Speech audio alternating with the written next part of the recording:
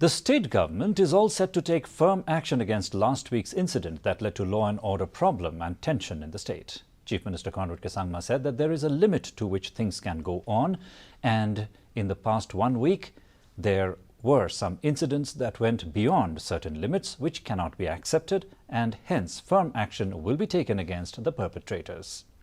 Following the Mukro incident, sporadic violence broke out in Shillong. Many civilians were assaulted and 3 police women were manhandled. During the melee, 1 police requisitioned bus and a police gypsy were vandalized. Attempts were made to torch a police requisitioned bus as well. There will always be a limit to which things can go.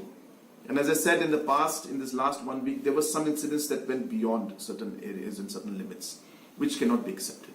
And hence, firm action will be taken against those. But in the larger interest, it's important to see that as a society, we're able to move forward, as a state, we're able to move forward. And hence, people can say many things, but as I said, for me, I see the larger picture and the larger goal. And I would like to see that we're able to resolve the situation rather than making it more complicated. The HSPDP Youth Wing on Wednesday has decided